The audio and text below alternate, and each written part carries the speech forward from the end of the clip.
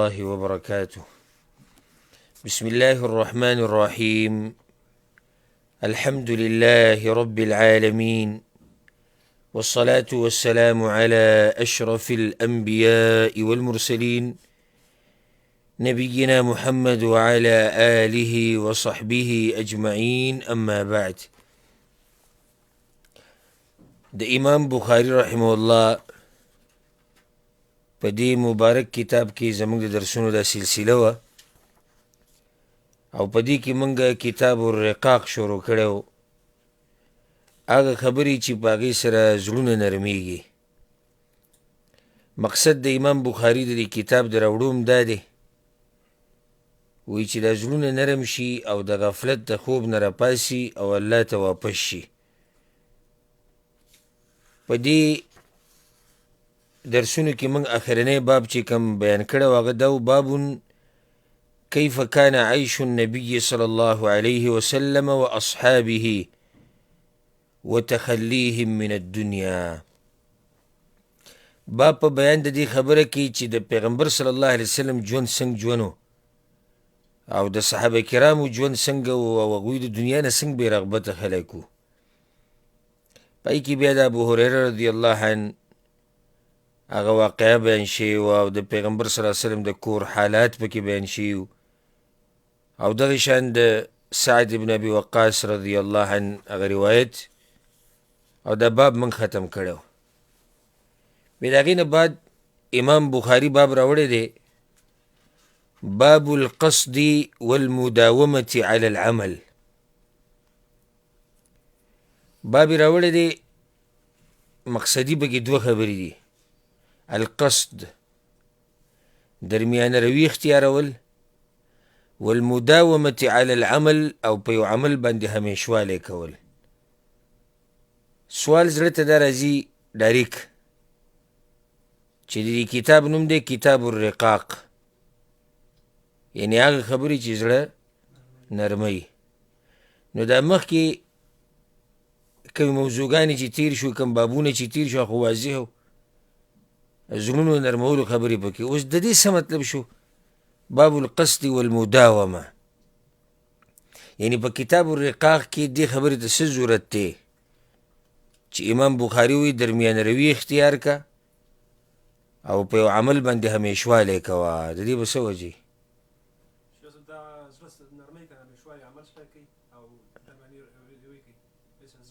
کیدای شي دا یو جواب وي، خو د دې نه یو جوور جواب او چې سړی پکې ډېر سوچ وکړي نو دغه جواب ته رسي. هغه دا دی چې امام بخاري رحمه الله بعض هغه خبرې مخکې راوړي، هغه حدیثونه راوړي چې د هغې سره زړونه نرمیږي.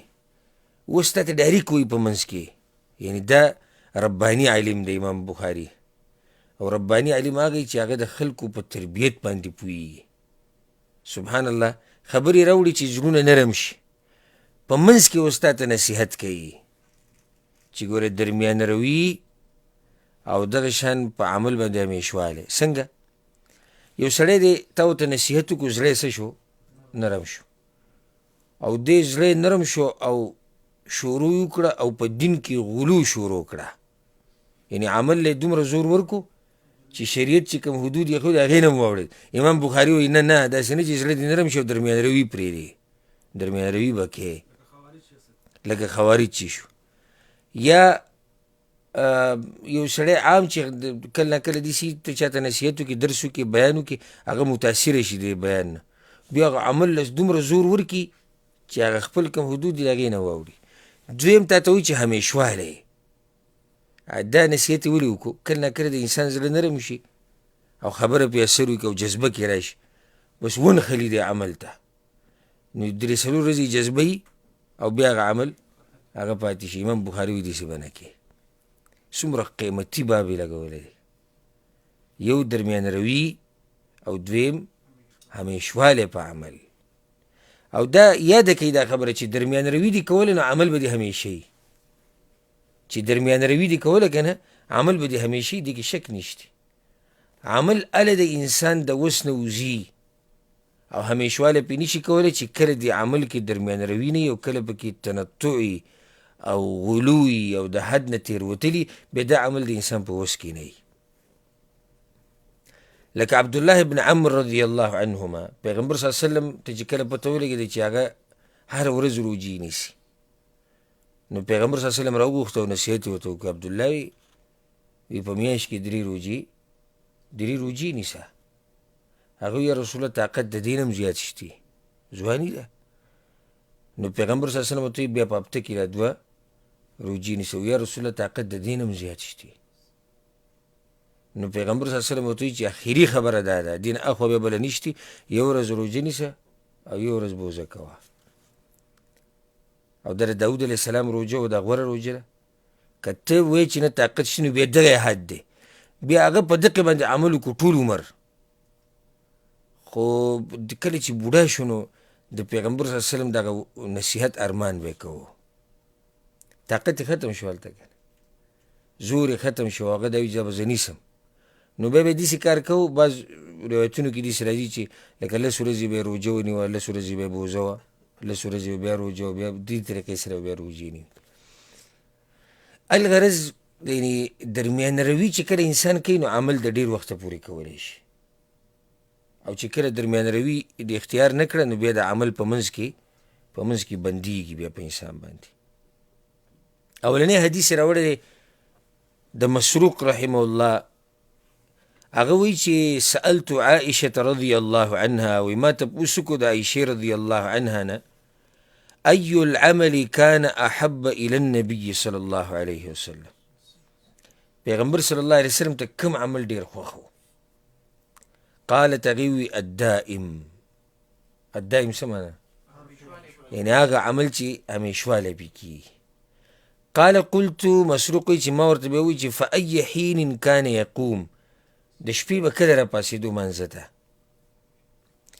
وی چې کان یقوم اذا سمع الصارخ، د بانګي بانګ چې به واورېدو را پاسېدو به. او بانګي چې بانګ وي په اوله کې د شپې، نو د نیمې شپې نه بعد شروع کوي یو دغه ټیم کې. او بعض علما وایي د شپې په 3 حصه کې دی بانګ وي. نو کله چې پیغمبر صلی الله علیه وسلم د بانګي د اواز واورېدو نو بس بیا به را پاسېدو. دې کې هم ګوره دا خبره دننه پرته ده چې ټوله شپې مونځ نه دی کړی، ټوله شپې مونځ نه دی کړی. اوس بعض موسمونه راشي جدا خبره ده، لکه اوس د رمضان اخرنۍ 10 شپې یو سړی شوګیر کړي، هغه وخت فضیلت دی او لږ وخت دی.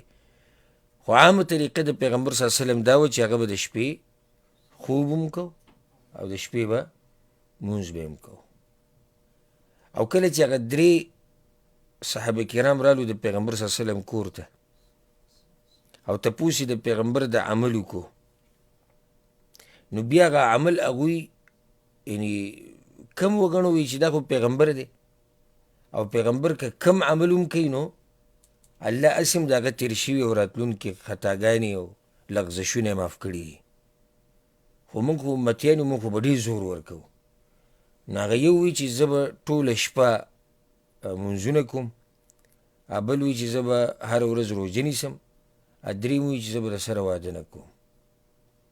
بیا کله چې پیغمبر صلی الله علیه وسلم خبر شو د دې خبرونه، نو وی بعض تاسو کې دا خبرې کوي، خو یاده کوي دا خبره چې انا اخشاکم لله و اتقاکم له، په تاسو ټولو کې ګوره د الله نه زیات یریدونکی زه یم او په تاسو ټولو کې پرهیزګاره زه یم. زه ګوره روژه هم نیسم، زه بوزه کومه هم، زه د شپې مونځ هم کوم، زه د شپې خوب هم کوم، او زه د زنانو سره ودونه هم کوم. دې ته درمیان روي وایي. مطلب دا نه دی چې اوس ته یو سړي ته نصیحت وکړي چې عبادت ډېر کوه. دې مطلب دا نه چې عبادت دومره کوه چې بس ستا مرضي ده، نه، مرضي به کې بیا هم نشته، شریعت ته به ګورې. د ډېروالي هم څه حد دی، د ډېروالي هم څه حد دی په شریعت کې. اوس تا ته نصیحت وکړم چې روجې ډېرې نیسه او ته روزانه روجه نیسې، دې نه خو پیغمبر منع کړې، او بیا سبا له وایي چې نه نو تا وایي چې ډېرې روجې نیسه.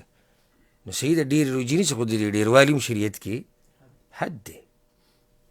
یو تا ته اوس زه وایم چې د شپې تهجد ډېر کوه، ته ټوله شپه تهجد کې، نو هلته پیغمبر خو دا هم وایي چې ستا د دې بدن په تا حق دی، ستا د دې ښځې حق دی، ستا د دې بچو حق دی. نو ته څنګه ټوله شپه بیا لمونځونه کوې؟ نو دا فایده ده کوي چې عبادت د ډیروالي دا مطلب نه دی چې د شریعت حدود پار کا او د تنطع درجې ته ووړه، غلو شروع که او زیاتۍ شروع که او بې ځایه سختي شروع که. د دې نه ځان لرې ساتل پکار دي. مقصدي خبره په دې حدیث کې څه وه؟ دی ولې راوړی دی حدیث؟ یعنی پیغمبر هغه عمل خوښ و چې په هغې همیشوالی کېږي، دې دپاره د حدیث راوړه. د هغې نه بعد حدیث راوړی دی د عایشه رضی الله عنها وایي چې کان احب العمل الى رسول الله صلی الله علیه وسلم الذي يدوم عليه صاحبه. پیغمبر صلی الله علیه وسلم ته خوښ عمل هغه چې په هغې باندې هغه کوونکی همیشوالی وکړي. د پیغمبر صلی الله علیه وسلم په اعمالو کې هغه عمل خوښ و چې کوونکی پې همیشوالی وکړي. دا خبره م یاده کوي چې دا ګوره هر چا ته نصیب کېږي م نه، د هر چا ته نه نصیب کېږي همیشوالی په عمل باندې. دا د ډېرې لویې برخې خاوندان دي چې الله ورته دا نصیب کړي. ګینې اکثر داسې چې بس تهجد لره پاڅېدو چېرته په میاشت کې یو پیر، کال کې یو پیر، او سم جذبه شي یاره بس ختم، او ودرېږي اوږده اوږده تهجد به شروع کړي او لګیا به یې 10 رکعات او 100 رکعات او سبا به یې هېڅوک نه وي، 2 ورځې بعد هېڅوک نه وي. نفلي روجې به شروع کړي او ځان به سم ګرم ګرم کړي. بس د دې هفتې نه شروع، یو هفته کې 2 روجې ونیسي او بیا خبره ختمه شو. د قرآن تلاوت به راولي، نه نه بس نور ختم. روزانه به زه یو سپاره ویم، روزانه به زه نیمه سپاره ویم، روزانه به زه پاو سپاره ویم، او دا په ما لازم شو، زه دا قرآن بس ختموم او زه دا قرآن پخوم، او دا قسمه خبرې به شروع. 3 ورځې جذبه بیا خبره ختمه شي. دا شان درسونه مبارک نن بس ختم. د نن نه به زه هر درس ته کښېنم، د نن نه به زه حدیثونه زده کوم، د نن نه به زه قرآن ته کښېنم، د نن نه به زه پلانې خبرې او پلانې خبرې، یو څو ورځې ترتیب برابر او بیا خبره څه شي، بیا ختمه شي. ما خبره دې پورې کوله چې دا د لویې برخې خاوندان دي چې الله ورته همیشوالی نصیب کړي په عمل باندې. او دا ګران کاروم دی، خو چې الله چاله توفیق ورکړي هغه ته اسان دی. همیشوالی په یو عمل باندې کول ګران کار دی، اسان نه دی. لکه چې یو سړی هره شپه راپاسي تهجد کوي، دا تاسو څه خیال دی چې دا اسان کار دی؟ یو سړی هر ورځ د خپل قرآن ورد وایي، داسې اسان کار دی؟ یو سړی هر درس ته کښېني، یو سړی دین زده کوي، روزانه دین له وخت ورکوي، دا اسان کار دی؟ یو سړی نفلي روجې نیسي، هفته کې 2 ورځې روجې نیسي، میاشت کې 3 ورځې روجې نیسي، داسې اسان کار خو نه دی. ګورئ، خو هغه چا دپاره اسان دی چې الله ورته توفیق ورکړي. چې الله چاله توفیق ورکړي هغه ته بیا اسان شي، هغه ته اسان شي. نور دا ګران کار دی. او بیا د مرګه پورې دا سلسله جاري ساتل. خو د رب العالمین مهرباني ته وګوره. ابو زموږ یو حدیث وي، تاسو ته به یاد وي، په ما ته ښکاري د 40 النوویه په درس کې، د تېر شوي درس نه هغې نه مخکې درس و، چې یو سړی بیمار شي او یو سړی مقیم او مسافر شي، نو څه کېږي؟ اجر د هغه عمل ورته میلاویږي پوره. وی الله ملایکو ته وایي کوم ملک چې په ده مقرر دی چې د ده عمل پوره ولیکئ، بدله پوره ولیکئ. لکه یو سړی د شپې تهجد به یې کول او اوس بیمار شو، نه یې کوي، اجر ورته میلاوي. په کټ کې پروت دی لکه تهجد چې کوي. یو سړی کله چې خپل کور کې تهجد یې کول، په سفر باندې لاړ، اجر ورته ښه پوره میلاوي. خو دا د هغه چا دپاره چې څه همیشوالی کوي. لکه دا نه چې مونږ خوشحاله شو چې یاره مونږ به د شپې اوده پراته یو، الله به تهجد و اجر راکړي، او مونږ به په سفر باندې یو، الله به راله پوره اجرونه راکړي. دا د هغه چا دپاره چې کله هغه صحیح و، هغه حدیث کې سره هم دا دي چې کله صحیح او مقیم و، هغه دا اعمال کول په ښایسته طریقې سره د الله بندګي کوله، ځکه ورته دا اجر میلاویږي. د هغې نه بعد حدیث راوړی دی د ابو هریره رضی الله عنه قال رسول الله صلی الله علیه وسلم، پیغمبر صلی الله علیه وسلم دا خبره کړې ده، لن ينجي احدا منکم عمله. په تاسو کې یو سړی د عمل د لاسه نشي کامیابېدی، عمل ولا نجات نشي ورکولی. تاسو کې یو کس له هم د هغه عمل نجات نشي ورکولی. قالوا ولا انت یا رسول الله، یا رسول الله یعنی تاسو له هم عمل نجات نشي درکولی. قال ولا انا، ما لم نشي راکولی الا ان يتغمدني الله برحمه، مگر دا چې الله ما ډوب کی په خپل رحمت کې او الله رحم رحم وکړي بیا صحیح ده. خو چې الله رحم نه وي نو پیغمبر وایي زما عمل هم ماله فایده نه راکوي. دا مسله دي چې اشکال راځي هغه زه بیانوم، خو په دې را روان حدیث کې به یې ته بیان کړم. ډېر فایدهمند سوال دی او د هغې جواب به درکړم. خو دې کې ګوره پیغمبر صلی الله علیه وسلم وایي چې الله په ما باندې رحم نه یې کړی نو زما عمل هم ماله فایده نه راکوي. دا مسله تی واضحه شوه څه چې پیغمبر هم د الله رحمت ته محتاج دی. اهمه فایده پیغمبر د الله رحمت ته محتاج دی. رد دی په خلکو باندې چې پیغمبر د الله سره شریک کړی، بلکې بس خو پیغمبر ته وایي په موږ باندې رحم وکړه او د رحمت خزانې او پیغمبر ته چغې وایي زموږ مصیبتونه حل کړه او زموږ مشکلات حل کړه. او داسې کې پیغمبر په خپله وایي دا زما خبره نه ده چې سړی وایي چې یاره دا وابیان ګستاخان دي، نو دې ته که ګستاخي وی نو دا واوره دا خو د پیغمبر حدیث دی او په صحیح بخاري کې دی او ابو هریره رضی الله عنه روایت کوي. پیغمبر وایي چې ما باندې الله رحم نه یې کړی که نه نو زما عمل هم ماله فایده نه راکوي. یعنې زم د الله رحمت ته سیمه، پیغمبر وایي زه ورته محتاج یم.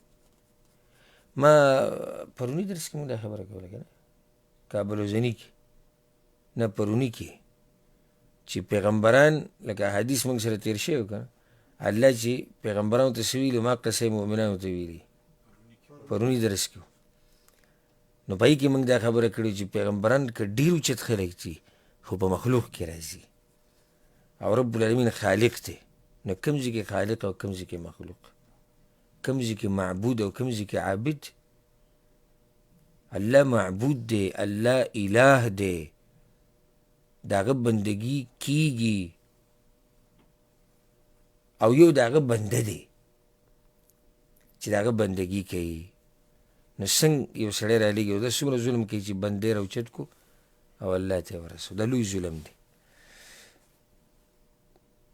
ان الشرک لظلم عظیم، شرک الله وی لوی ظلم دی. دا اصل کې دا ظلم څه ته وایي؟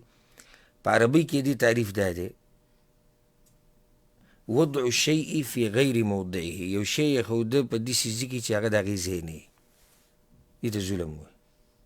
نو چې اوس یو سړی راولګېدو پیغمبر یې راوچت کو او د الله سره یو ځای کړو، دا اوس پیغمبر یې هغه ځای ته ورسوي چې دغه د پیغمبر ځای نه دی، ظلم یې وکړو که نه؟ ظلم یې وکړو. بابا یې راوچت کو، پیر یې راوچت کو، قبر یې راوچت کو، درګاه دربار یې راوچت کړو، الله ته یې ورسوه، ظلم یې وکړو. یا د الله حق یې راواغستو او چا لی ورکو؟ مخلوق لی ورکو، ظلم یې وکړو.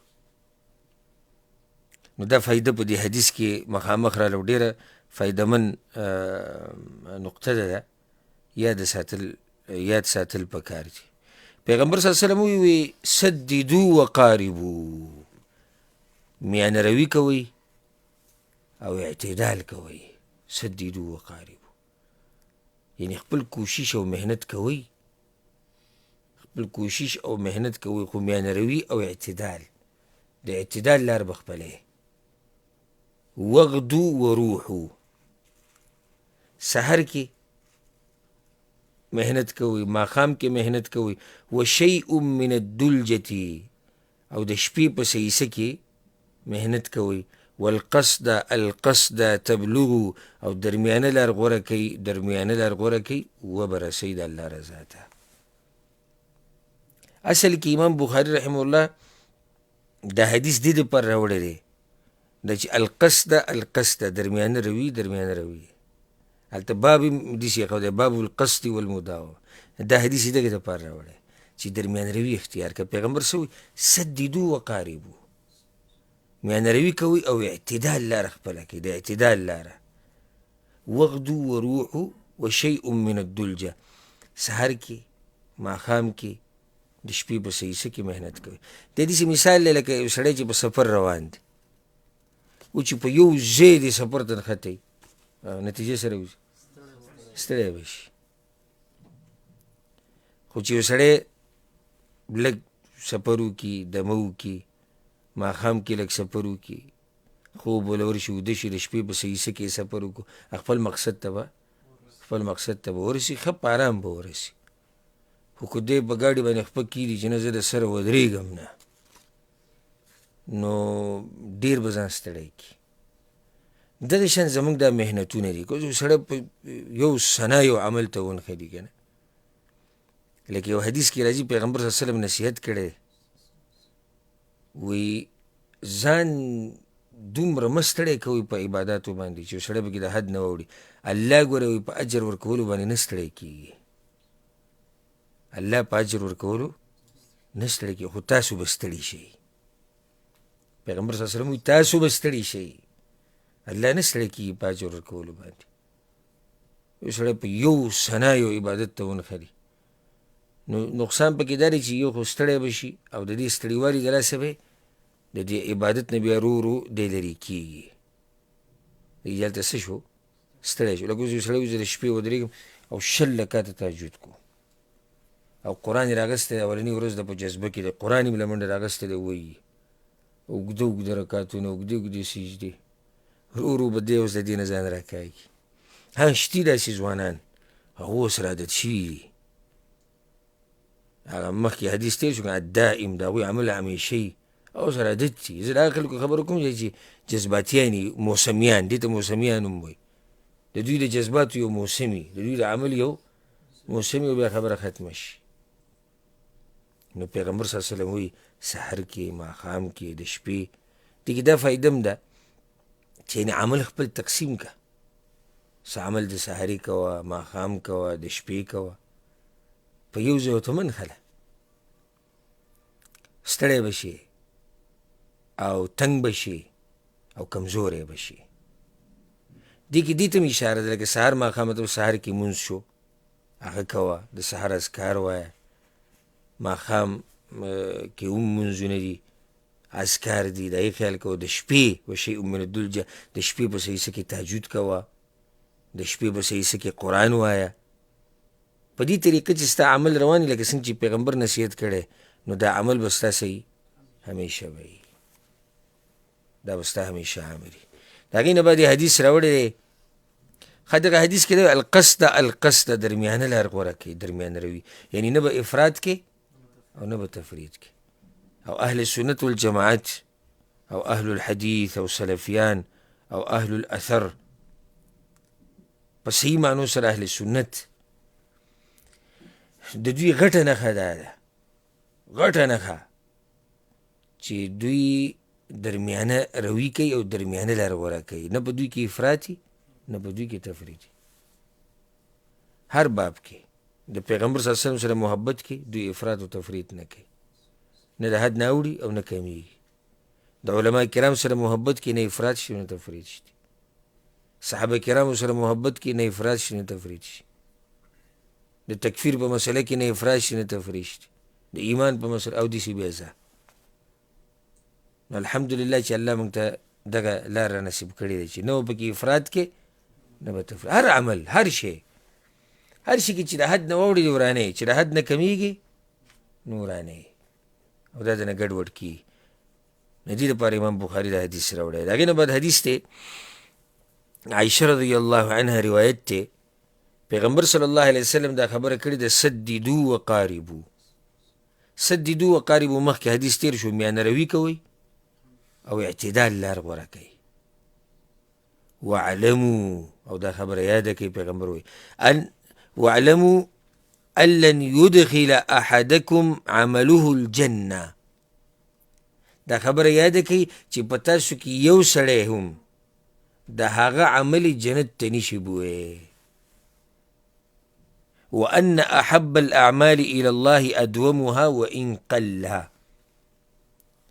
او یقینا د الله په اعمالو کې هغه عمل ډیر خوښ دی چې هغه صحیح همیشوالی پې کېږي و ان قل اگر که صحیح اگر که لږي. د حدیث کې خو اولنۍ مسله دا بیان شوه، پیغمبر نصیحت وکړو چې سددو وقاربو. دویمه ده چې په تاسو کې یو سړی عمل جنت ته نشي دننه کولی. دلته یو اشکال زړه ته راځي،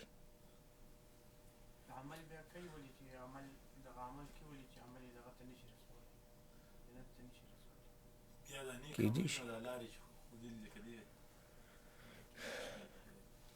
قرآن کې دا آیت ته ادخلوا الجنة بما کنتم تعملون، جنت ته ننوځئ د څه د لاسه؟ ستاسو د اعمالو د لاسه. دا اشکال دی ذهن کې راځي چې پیغمبر وایي تاسو کې یو سړی عمل یې جنت ته نشي بوی، او الله وایي جنت ته ننوځئ د اعمالو د لاسه. نو جواب د دې دا دی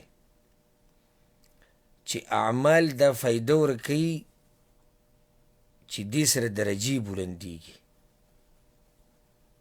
معنی د دې دا ده چې جنت ته ورننوځئ او ستاسو د اعمالو د لاسه به درجې بلندې شي په جنت کې. دا معنی ده. سړی عمل څه فایده ورکوي؟ عمل چې جنت ته ننوتې تا له فایده درکوي، درجه کمه ده زیاته ده، نعمتونه ډیر دي لږ دي، دا ټول د څه د لاسه وي؟ د اعمال د لاسه. او بنیادي جنت ته ننوته دې لپاره څه پکار دی؟ د الله رحم پکار دی. نو دواړه خبرې را جمع شوې. جنت ته ننوته دا د الله په رحم سره کېږي. اوس ستا عمل دی بیا چې څومره عمل دې کړی دی د هغې مطابق ستا په جنت کې درجه ده. او ته چې څومره محنت کې کوه، څومره کوشش کې کوه د جنت ته حاصلولو دپاره د هغې کې درجې بلندې میوې نعمتونه، دا بیا الله سبحانه وتعالی د اعمالو په اندازه باندې خلکو له ورکوي. نو دا اشکال الحمدلله څه اشکال نه دی. بیا وایي چې الله ته هغه عمل ډېر خوښ دی چې هغه ادومي همیشوالی پې کېږي اگر که لږي. دا فایده ده که اگر که لږي. د ځان نه موسمیان مه جوړوئ چې په یو ځای ځان بعض موږ لیدلي، موږ ته پته ده، زموږ دې باب کې تجربه ده الحمدلله، ځکه چې دعوت دې لارې سره چې څوک تړلی شوي د هغه مخې ته دا خبرې ډېرې راځي. کله نه کله یو درس او یو بیان وشي خلکو ته سخت متاثره شو بس زور ورکړي او دوه درې ورځې جذبه او بیا په اخره کې هېڅ هم نه. لازم نه ده چې ته د شپې اوس تهجد کې او 6 رکعته به کې او 10 رکعته لازم دي چې ته به کې. خیر دی 2 کوه، 4 کوه، 6 کوه، خو همیشه یې کوه. لازم نه دی چې ته یعنې هفته کې به دا 2 روژې نیسي. که دغه درجه کې نه نو بیا دغه کوه چې په میاشت کې 3 ورځې روژې نیسي، او دا په میاشت کې په هر ورځ نیوی شي. یعنې میاشت کې چې کم منځ کې نیسي، په اولنۍ برخه کې اخرنۍ برخه کې تا ته اجازت دی. نو که ته په دې اولنۍ 10 کې 1 روژه نیسي او په 2 10 کې 1 روژه نیسي او په 3 کې به بله ونیسي، څومره اسان کار دی. دغه لږ عمل کوه خو چې همیشوالی پې وشي. قرآن راوالی او سم جذبه کړي او یو سپاره ووایي، بعض سوره بقره ختمه کړي زر زر او بیا قصه ختمه شوه. پاو سپاره وایه، 2 مخه وایه، 1 مخ وایه هر منځه سره، خو وایه همیشه. دغه شان بیا په دې باندې ډېر مثالونه دي چې عمل لږ کوه خو همیشه یې کوه. دغه عمل د الله خوښ دی. الله ګورې ډېروالي ته نه ګوري، الله د عمل ښایست ته ګوري. لکه سورت الملک کې الله سبحانه وتعالی دا خبره ذکر کړې ده چې الله د ژوند او د مرګ پیدا کړی دی دپاره چې وګوري چې په تاسو کې څوک ښایسته عمل کوي. دی نه دي ویلي چې وګوري چې په تاسو کې څوک ډېر عمل کوي. د الله ښایسته عمل پکار دی. او ښایسته عمل څه ته وایي؟ چې هغې کې توحیدي د پیغمبر په طریقې او همیشوالی پې کېږي. دا د الله ډېر خوښي، ځکه چې دا عمل په صحیح معنو سره ښایسته عمل دی. الله ډېر عبادت زموږ نه غواړي، الله زموږ نه ښایسته عبادت غواړي. الله ښایسته بندګي زموږ نه غواړي. د هغې نه بعد حدیث راوړی، دا هم د عایشه رضی الله عنها روایت دی. دا فایدې ده کوي چې عایشه رضی الله عنها د پیغمبر صلی الله علیه وسلم په بیبیانو کې دغه یو بیبي پیغمبر صلی الله علیه وسلم داسې واده کړې ده چې دا کونډه نه وه او دا باکره وه. وجه څه وه چې پیغمبر صلی الله علیه وسلم دا په کم عمر کې واده کړه؟ 9 کاله دی عمر چې پیغمبر صلی الله علیه وسلم ورسره میلاو شو. نو د هغې یو وجه دا وه چې دا د دین یې زده کړي د پیغمبر نه او بیا امت ته ورسېږي چې څومره ذهن کچی، څومره عمر کمی، نو دومره پکې خبره ښه کیني. نو د نورو بیبیانو په مقابله کې عایشې رضی الله عنها د پیغمبر صلی الله علیه وسلم نه ډېر روایت را نقل کړي دي. یکې حکمت دا پیغمبر صلی الله علیه وسلم چې هر واده کړی دی که نه، په هغې کې څه حکمتونه، یعنې پیغمبر صلی الله علیه وسلم دا ودونه ګورې دې لپاره نه دي کړي چې شهوت یې پوره کوه. لکه بعض ظالمان والعیاذ بالله دا اعتراض کوي چې یاره مسلمانانو دا پیغمبر چې دی دا شهواني و او ده چې دا 11 ښځې کړي دا د شهواتو یې لاسه کړي. نه، پیغمبر صلی الله علیه وسلم چې دا بیبیانې کړي هر یو واده کې څه نه څه حکمتونه وو. دا روایت هم د عایشه دی، وایي چې سئل النبي صلی الله علیه وسلم، د پیغمبر صلی الله علیه وسلم نه تپوس شو ای الاعمال احب الی الله، په عملونو کې کم عمل د الله ډېر خوښ دی؟ قال ادومها وان قل. وی پیغمبر صلی الله علیه وسلم وی چې هغه عمل د الله ډېر خوښ دی چې همیشواله پې کېږي اگر که لږي. دا مخکې خبره تېره شوه. وقال اکلفوا من الاعمال ما تطیقون. وی پیغمبر به دا وي چې دومره عمل کوئ چې څومره ستاسو وسي، د وس مطابق عمل کوئ. فاتقوا الله ما استطعتم لا يكلف الله نفسا الا وسعها. نو څومره چې د بګې طاقت وي دومره بندګي د الله کوه، زیاتې مه کوه.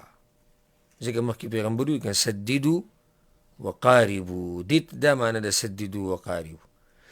د هغې نه بعد حدیث دی د علقمه وی چې سألت ام المؤمنین عائشه رضی الله عنها، وی ما تپوس وکړو د ام المؤمنین عائشه رضی الله عنها نه. علقمه وی ما ورته چې یا ام المؤمنین، ای د مؤمنانو مور، کیف کان عمل النبي صلی الله علیه وسلم، د پیغمبر صلی الله علیه وسلم د عمل کولو طریقه سوا؟ هل کان یخص شیئا من الایام، آیا پیغمبر به بعضو اعمالو د پاره خاص ورځې خاص کولی؟ قالت لا، نه، کان عمله دیمه، د پیغمبر عمل همیشه و. وایکم یستطیع ما کان النبي صلی الله علیه وسلم یستطیع، او په تاسو کې څوک هغه څه کولی شي چې پیغمبر به کول، یا په تاسو کې د چا دومره وس دی څومره چې د پیغمبر و. سوال دا دی چې آیا پیغمبر به څه عبادت خاص ورځو پورې خاص کول؟ معنی د دې سوال دا ده، د سوال اصل کې په دې طریقې سره په دې نه دی چې داسې عبادت شتي او داسې خو شتي چې هغه بعضو ورځو پورې څه دي خاص دي، لکه د پیر په ورځ روژه نیوه، جمعرات په ورځ روژه نیوه، ایام البیت کې روژې نیوي او داسې بیا ځه. دلته مطلب دا نه، مطلب دا دی چې یعنې پیغمبر به څه خاص ورځو کې عبادت وکړو بیا به یې نه کوو، داسې حالات وو هغې وی نه. پیغمبر چې به عمل کوو نو بیا به همیشه کوو، دا نه چې څو ورځو دپاره به وکړو او بیا به پرېښو. دا د پیغمبر طریقه نه وه. نو عایشې ورسره بیا دا خبره هم وکړه، سبحان الله، وی دغه طاقت ته چا دی کم طاقت چې د پیغمبر و، د هغه په شان څوک کولی شي؟ خو موږ به کوشش کوو چې د هغه په نقش قدم روان شو، محنت به کوو. صحیح دی چې موږ هغه ځای ته نشو رسېدی او موږ هغه شان وس نه لرو، هغه شان طاقت نه لرو، خو محنت او کوشش به کوو. د هغې نه بعد حدیث دی د ابو سلمه ابن عبدالرحمن د عایشې رضی الله عنها نه روایت کوي پیغمبر صلی الله علیه وسلم وایي سدیدو وقاربو وابشرو، درمیانه روي اختیار کوي، د اعتدال لاره خپله کوي، وابشرو او زیری در در کومه، یعنې مطلب چې دا کارونه وکړو نو بیا ستاسو لپاره څه دی؟ زیری دی. زیری د دې دی چې د عمل بدل الله قبول کړي، زیری دا دی چې د عمل به همیشه کولی شي، زیری دا دی چې الله بدل جنتونه درکړي. ډېرې خبرې په دې کې دننه راځي. فإنه لا يدخل أحدا الجنة عمله، دا خبره یاده کوي چې په تاسو کې یو کس هم د هغه عمل جنت ته نشي ننویستی. قالوا ولا انت یا رسول الله، یا رسول الله تاسو هم نه؟ وی ولا انا زمنا الا ان يتغمدني الله بمغفرة ورحمة، مگر دا چې الله را باندې رحم وکړي او مغفرت راته نصیب کړي نو بیا به عمل ماله فایده راکړي او جنت ته به ننوځم. د هغې نه بعد حدیث راوړی دی د انس بن مالک رضی الله عنه. هغه دا خبره کوي چې ان رسول الله صلی الله علیه وسلم صلى لنا یوما الصلاة، پیغمبر صلی الله علیه وسلم یو پیر منځه کې موږ له امامتي راکړه، ثم رقي المنبر، او بیا منبر ته وختو، بیا منبر ته وختو، فاشار بيده قبل قبلة المسجد، پیغمبر صلی الله علیه وسلم په دې منبر باندې ولاړو او د جومات تی قبلی طرف ته اشاره وکړه او دی وی چې قد اریت الآن منذ صلیت لكم الصلاة الجنة والنار ممثلتين في قبل هذا الجدار.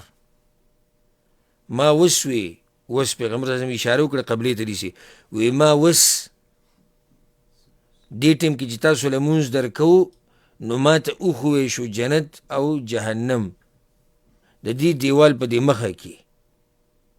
فلم ارك اليوم في الخير والشر، نو ما د نن ورځې په شان خیر او شر نه دی لیدلی، ځکه چې جنت یې ولیدو او هلته جهنم یې ولیدو. فلم ارك اليوم في الخير والشر، او بیا وی نن ورځ په شان ورځ ما نه لیدلی په خیر او په شر کې. سوال دلته زړه ته راځي،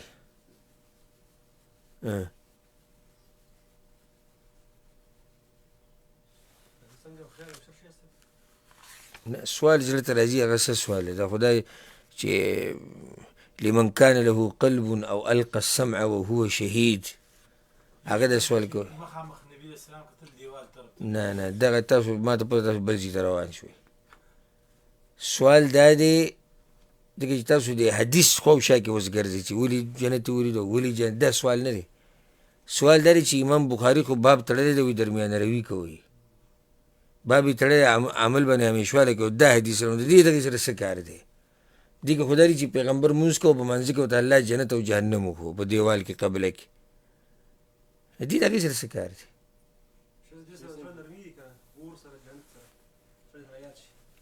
د زړه د نرمېدو خبره خو دلته باب څه دی؟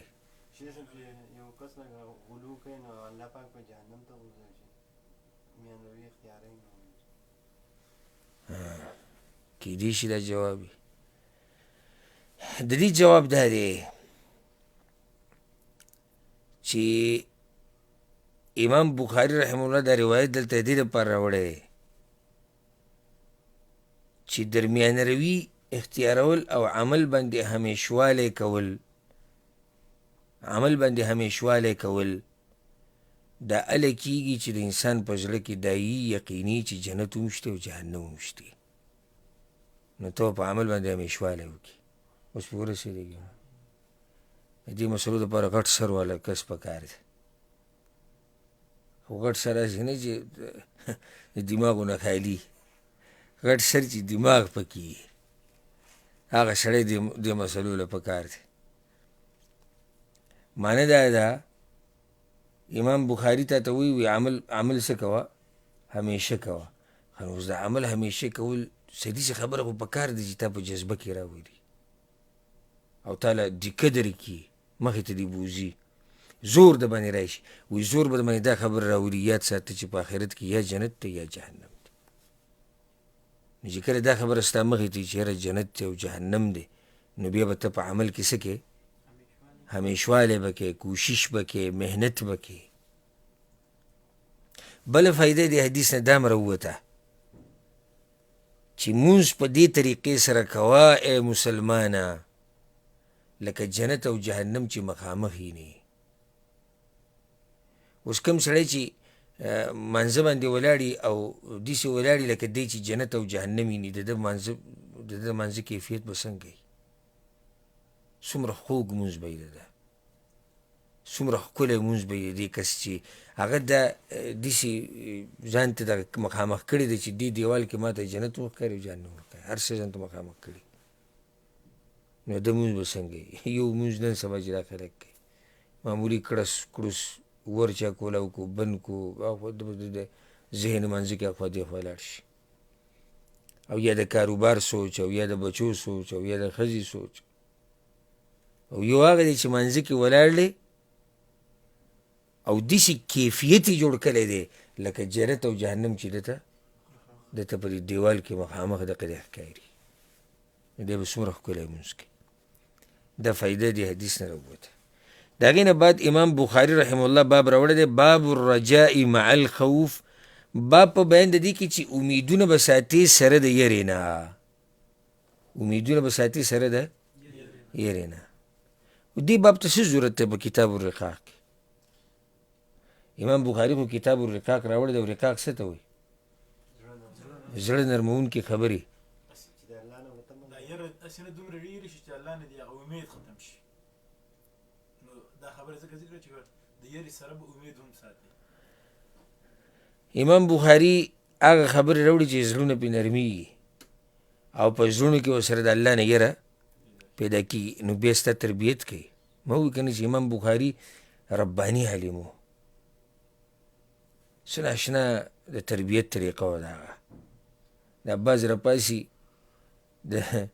د استنجا طریقه به ورنه ورځي، د چاردام طریقه به ورنه ورځي، او ځان ته موبایل کېږدي او اعتراضات په شروع کړي په چا باندې؟ په امام بخاري باندې. حیران به شي. هغه ما یو پیر کلیپ اورېدلی، تاسو ته ما ویلي مو، د مصر یو علمانی لیږی وایي زه ځان ته عالم وایي، زه هم لوی عالم یم، او په ټي وي باندې یو سلفي عالم ورسره ناست د هغه سره خبرې اترې کوي، نو دی ورته وایي دا علمانې وایي تاسو له خو دا خپل بخاري نوم هم صحیح نه درځي، هغه بخاري چې وایي تاسو د پیغمبر درجې ته وایي رسولی دی، تاسو له وایي د هغه نوم هم صحیح نه درځي. هغه ورته څه نوم دی؟ ته یې ووایه ځه.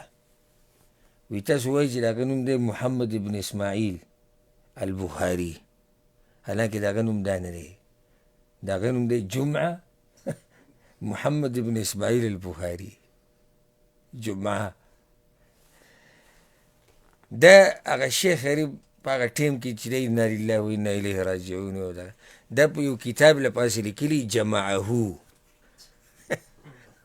محمد بن اسماعیل البخاري، یعنې دا حدیثونه را جمع کړي دي چا؟ محمد بن اسماعیل البخاري. جمعه معنی دی چې را جمع کړي، او دی وایي دا د نوم دی وایي جمعه. اوس داسې سړی راپاسي دی هم په امام بخاري پسې خبرې کوي، یعنې داسې قسمه ناولی انسان راپاسي او په هغه کس باندې چې ده ته صرف محدثینو کې ده ته دا لقب میلاو شوی دی امیر المؤمنین فی الحدیث، په حدیثو کې امیر المؤمنین دی، او راولګي په امیر المؤمنین فی الحدیث، په هغه باندې اعتراض کوي. او بعض علما ویلي جبل الحفظ، دا حدیثو په یادولو کې غر ووایي، خو بعضو ناشنا خبره کړې ده امام الدنیا فی الحدیث، د دنیا امام په حدیثو کې. نو دا سړی هسې ول الله د اوچته مرتبه نه ده ورکړې، څومره ناشنا یعنې باب دی تړي په منځ منځ کې، یعنې څوک چې د امام بخاري دا کتاب وایي که نه، نو ته اخوا دېخوا کېدو ته دې نه پرېږدي، که لږ کچې ته کوزېږي را ټینګوي دي، نو بیا خپله خبره بیا جاري وساتي. نو که منځ کې به کې څه بل نصیحت ته ضرورت یو څه نقطه راځي، نو هغه راته بیان کړي، بیا خپلې خبرې له راشي. اوس کتاب الرقاق ته په اصل کې زړه نرمونکې خبرې، او په منځ کې به کې دا نصیحتونه هم تا ته کوي، چې معنی دا نه چې ته د زړه نرمونکې خبرې واورې او دومره یره دې په زړه کې پیدا شي چې د الله نه دې امیدونه ختم شي. وایي دا به هم نه کې، او دا به هم نه کې چې زړه دې نرم شي او د الله خبرې واوري او د پیغمبر خبرې واوري او بس د الله نه دې صرف امیدونه پیدا شي چې یره دا خو عظیم رب دی او دا خو غفور دی رحیم دی او یره پاتې شي. یره به نه پرېږدي. دا مسله موږ درسونو کې بار بار بیان کړې ده که نه ده چې مسلمان به ژوند تېروي په مابین د خوف او د رجا کې. مسلمان به ژوند تېروي د یرې او د امیدونو په منځ کې. بعضو سلفو به ډېره ناشنا خبره کوله، وی یره او امید دا داسې دي لکه یو مرغۍ چې راولي د مرغۍ وزرې، دوه وزرې دي، یو وزر امید دی او بل وزر خوف یره. نو که دې ته یو وزر لرې کې نو دا مرغۍ به څه شي؟ دا به راولېږي، نشي تللی. لازم به د دواړه وزرې یي، نو هله به دا مرغۍ الوزي. وزر د یرې او وزر د امید. امید به د الله نه ساتي چې زموږ یو کریم او رحیم رب دی. ما نن سبا دا خبره هسې نوټ کړې ده، د سوشل میډیا دا دور دی، دا زموږ د مولیان او دعات اکثر د عوام یری. تاسو هم دې خبرې ته سوچ کړئ، لکه دا ترهیبي بیانات ډېر زیات دي او دا چغې چغارې او دا په جذبه کې او کافر بشي او جهنم دی او دا دی، صرف یره ورکوي. زم چې یو رباني داعي او عالمي نو د هغه به دا طریقې چې یره هم ورکوه امید هم ورکوه. لکه د یو نیم عالم کتاب چې وګوري یا بیان چې واورې کنه ته به چې بس یعنې زه لاړم څه شوم تباه شوم بختم. نو که په دې پسې بیا د امید خبرې مو وکړي او یو سلسله یو سړي سلسله وار بیانات شروع کړي د جهنم احوال او د جهنم عذاب، صحیح دا سلسله چې ختمه کړه بل سلسله څه شروع کړه؟ د جنت نعمتونه. که یو سړی سلسله شروع کړي چې هغه کم کارونه دي چې د هغې د لاسه الله په غضب کې کېږي، هغه کم کارونه دي چې تا جهنم ته بله سلسله پسې شروع کړه د الله د رحمت اسباب، رحمت ته حاصلولو اسباب، جنت ته تلو اعمال. یعنی د عوام او د اوریدونکي د امید او د یرې په منځ کې ساته. د خوارجو په شان کار به نه کې. خوارج د یرې د طرف غالبه کوي او ځکه خو د ټول مسلمانان کافران کوي.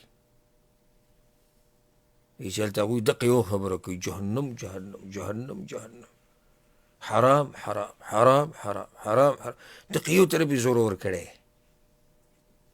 او نه د صوفیانو په شان، صوفیانو هم د یرې د جانب زور ورکوي او ځان نه به د مرجئه به هم د ځان نه جوړی چې صرف څه ساتي؟ امیدونه او عذاب یې ورکړي. الله سوی اعلموا ان الله شدید العقاب وان الله غفور رحیم. دا خبره یاده که چې الله ګوره سخت عذاب ورکوي او دا هم یاده که چې الله غفور رحیم دی. دواړه خبرې ذکر کړي دي، یو یې نه دی ذکر کړی. نبئ عبادي انی انا الغفور الرحیم وان عذابی هو العذاب الالیم. ای پیغمبره خبر که زما دا بندگان چې زه ګوره غفور و رحیم یم. په دې صرف خبره ودرولې نه ده، وان عذابی هو العذاب الالیم، او زما عذاب ورکولم ګوره به سم دردناک عذابي. الله د پیغمبرانو باره کې سوی انهم كانوا يسارعون في الخيرات ويدعوننا رغبا ورهبا. الله وی دې پیغمبرانو به ما ته چغې والې زمانه به دعاګانې غوښتې رغبا ورهبا، د یرې او د امید د لاسه. پیغمبرانو به زړه کې یره م وه او په زړه کې امیدونه م وه. یدعون رب ذکر یدعون ربهم خوفا وطمعا. مؤمنان د شپې رابلي خپل رب، ولاړې په اوږدو اوږدو تهجدو باندې. ولې الله؟ خوفا وطمعا، خوفا د یرې د لاسه د الله د عذاب نه یریږي، وطمعا او د امید د لاسه د الله د رحمت امید ساتي. نو مؤمن به د دوانو په منځ کې. وقال سفیان، او سفیان دا خبره کړې ده. سفیان بن عیینه دی غالبا دا ده. سفیان بن عیینه به دا وي ما فی القرآن آیة اشد علی، وی په قرآن کې په ما باندې د دې په شان سخت آیت نه دی تېر شوی. الله وی لستم على شيء حتى تقيموا التوراة والإنجيل وما أنزل إليكم من ربكم.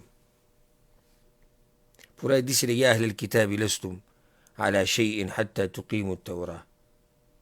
اے اهل کتابو تاسو ګوره اسم نه یې چې څو پورې تاسو په تورات او په انجیل باندې پوره عمل نه یې کړی، او هغه څه چې الله ته نازل کړي چې څو پورې پوره عمل نه یې کړی په دې.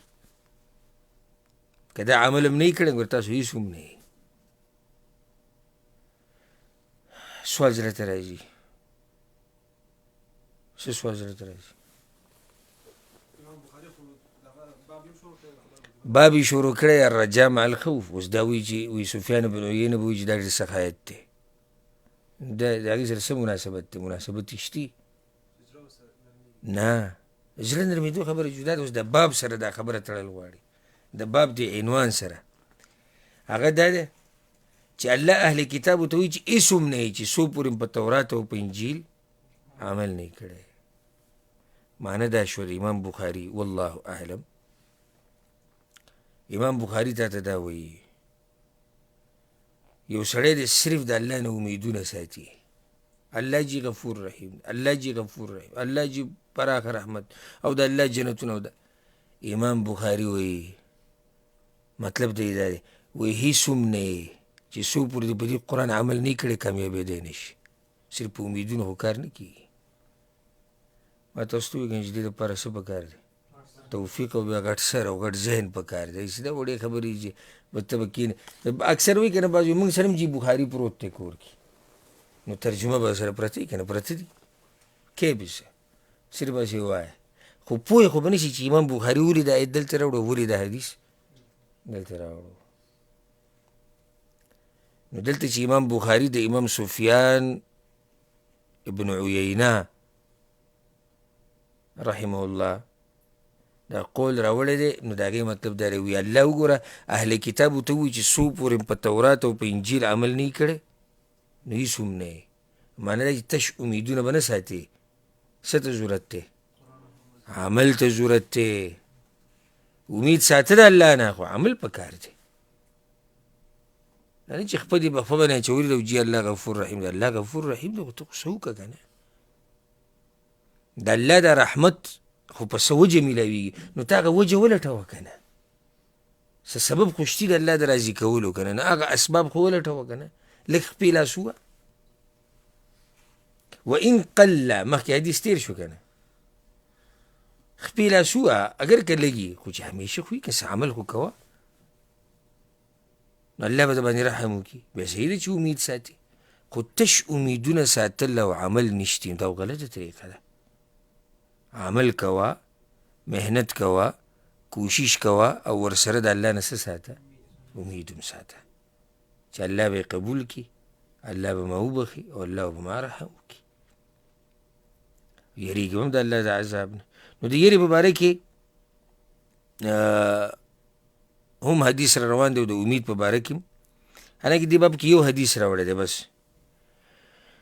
او زما خو اراده ده، خو وخت ختم شو چې زه به د رحمت یعنې د الله نه امید ساتلو باره کې به ډېر حدیثونه زه بیان کړم، او دغه شان د الله نه یېرېدو دپاره هم بعض حدیثونه به واورئ. نو دا به پرېږدو را روان درس ته. دا باب یعنې چې تاسو ته یاد دي چې موږ صرف باب شروع کړو او د سفیان رحمه الله قول ذکر شو بس. اوس دې کې چې کوم حدیث امام بخاري راوړی دا به پرېږدو را روان درس ته.